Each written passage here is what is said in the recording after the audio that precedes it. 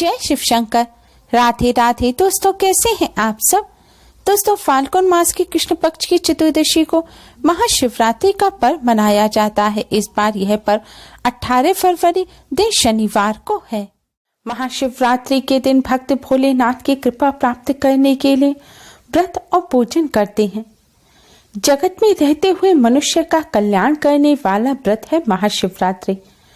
इस व्रत को रखने से साधक की सभी दुखों पीड़ाओं का अंत हो जाता है। साथ ही भोलेनाथ की कृपा से सभी मनोकामनाएं भी पूर्ण होती हैं। महाशिवरात्रि के दिन भगवान शिव शिवलिंग के रूप में प्रकट हुए थे, इसलिए इस दिन भगवान शिव के शिवलिंग का पूजन करने से कई हजार गुना अधिक पुण्य फल प्राप्त होता है। हम सभी महाशिवरात्रि के दिन भोलेनाथ के शिवलिंग का पूजन करने के लिए भोलेनाथ के मंदिर में जाते हैं। जल, धतूरा, बेलपत्र इत्यादि चढ़ाकर भोलेनाथ का पूजन करते हैं।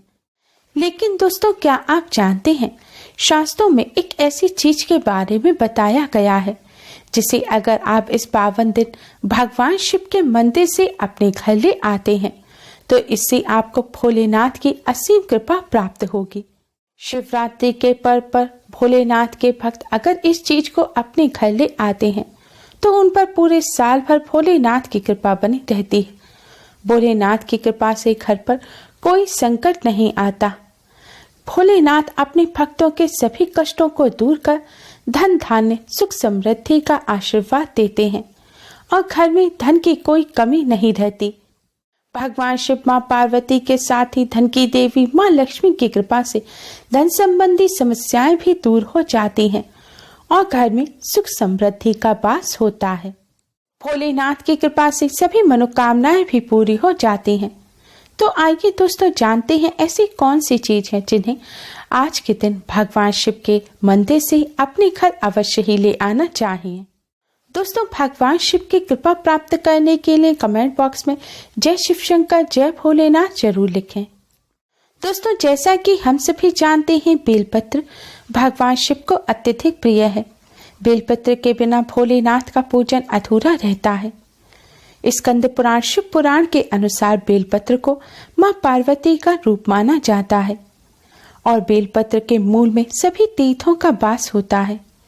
पौराणिक कथाओं के अनुसार भगवान शिव को बेलपत्र चढ़ाने से मां लक्ष्मी प्रसन्न होती हैं। दोस्तों, इसलिए जब आप इस शिवरात्रि पर भोलेनाथ के मंदिर में बेलपत्र अर्पित करने जाएं, तब आपको अपने साथ कुछ बेलपत्र अपने घर अवश्य ही ले आने हैं।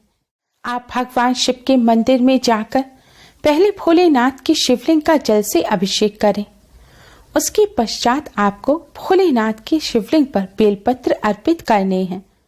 एक डंडी में 3 बेलपत्र जुड़े हुए हो, इस प्रकार के बेलपत्र आपको भोलेनाथ को अर्पित करने हैं। आप अपनी श्रद्धा अनुसार 1 बेलपत्र, 3 या 11 इस तरह से बेलपत्र भोलेनाथ की शिवलिंग पर अर्पित करें और भोलेनाथ के ओम नमः शिवाय मंत्र का जाप करें। महिलाएं नमः शिवाय मंत्र का जाप करें। इस तरह पूजन करने के पश्चात दोस्तों, आपको भोलेनाथ की शिवलिंग पर पहले से चढ़े हुए जो बेलपत्र हैं, जिन्हें थोड़ी थोड़ी देर पर शिवलिंग पर से उतारकर साइड में रख दिया जाता है, उन बेलपत्र में से आपको 3 बेलपत्र अपने घर लेकर आने हैं। बेलपत्र लाते समय ध्यान रखें, बेलपत्र साबुत होने चाहिए, कटे फटे ना हो। एक डंडी में जो 3 बेलपत्र जुड़े हुए हो, ऐसा एक बेलपत्र माना जाता है। इस प्रकार से आपको 3 बेलपत्र लेने हैं। इन 3 बेलपत्र को हाथ में लेकर भोलेनाथ को प्रणाम करें और अपने सभी कष्ट, दुख, दरिद्रता को दूर करने की प्रार्थना करें। इस तरह प्रार्थना करने के पश्चात दोस्तों, अब आप इन बेलपत्र को अपने घर ले आएं। फिर इन्हें एक प्लेट में रखें और अपने मंदिर के सामने बैठ जाएं और फिर इन बेलपत्र पर आपको चंदन से ओम लिखना है। बेलपत्र के हर पत्ते पर आपको ओम लिखना है।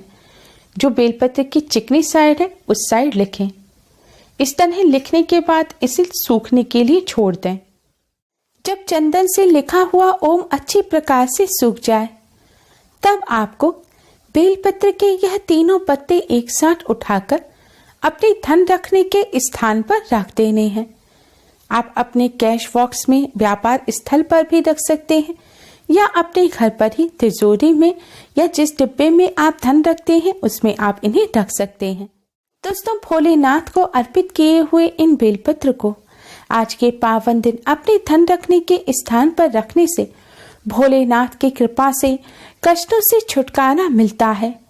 यह बेलपत्र आपके धन पर और आपके घर परिवार से सभी नकारात्मक ऊर्जा को भी हटा देंगे और इससे आपके घर में सकारात्मक ऊर्जा का वास होगा। साथ ही माँ लक्ष्मी की कृपा बनी रहेगी।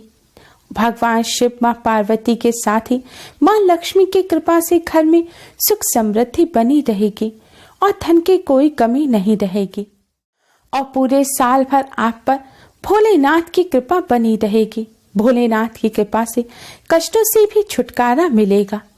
बेलपत्र रखते समय आपको इस बात का ध्यान रखना है कि यह भोलेनाथ के प्रसाद स्वरूप है, इसलिए इन्हें अशुद्ध हाथों से ना छुएं।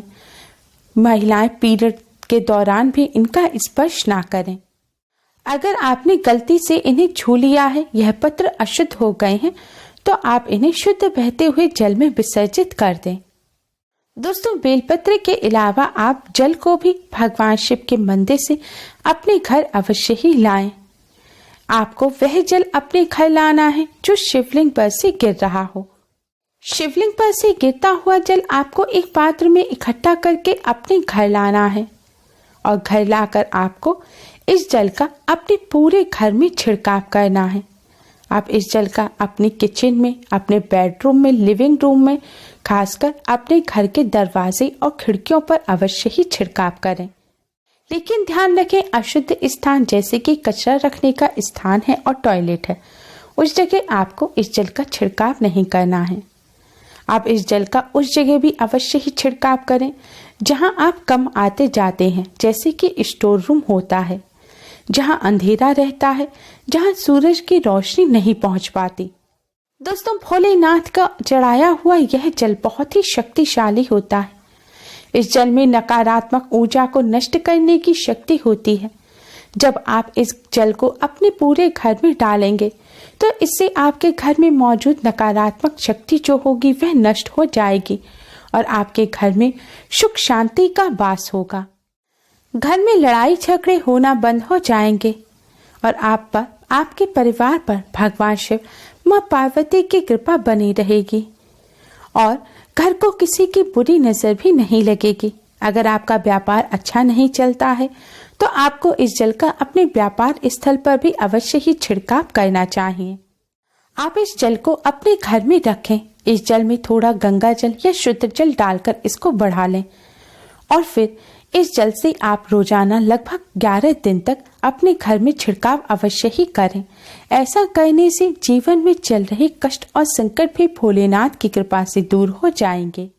दोस्तों, इसके अलावा आप भस्म को भी अपने घर ले आ सकते हैं। भोलेनाथ को भस्म अत्यधिक प्रिय है। भोलेनाथ की शिवलिंग पर चढ़े हुई भस्म को अगर आप चांदी के तावीज में भरकर गले में धारण करेंगे तो इससे भोलेनाथ की कृपा से आप सभी तांत्रिक क्रियाओं से भी बचे रहेंगे और आपको कोई भी ऊपरी परेशानी परेशान नहीं कर पाएगी। नकारात्मक ऊर्जा आपको छू भी नहीं पाएगी। आपके कार्यों में आ रही रुकावट दूर होंगी और बिगड़े कार्य भी बनने लग जाएंगे।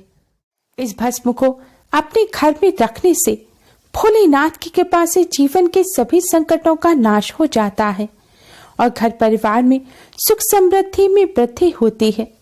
घर की आर्थिक स्थिति भी मजबूत होती है।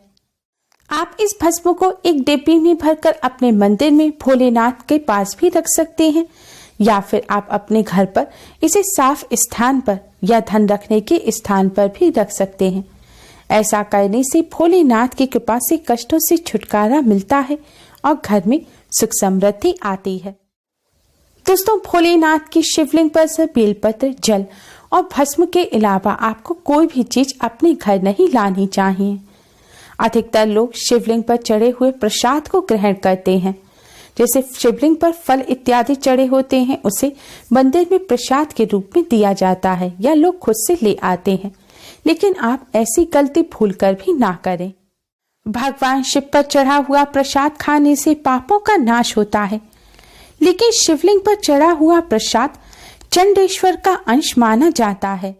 चंडेश्वर भूत प्रेतों के प्रधान है, इसलिए कभी भी शिवलिंग पर चढ़ा हुआ प्रसाद नहीं खाना चाहिए। इस बात का अवश्य ही ध्यान रखें।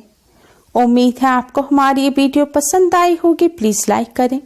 हमारे इस वीडियो को अपने फ्रेंड्स और रिश्तेदारों में ज्यादा से ज्यादा शेयर करें, जिससे वह भी इसका लाभ उठा सकें।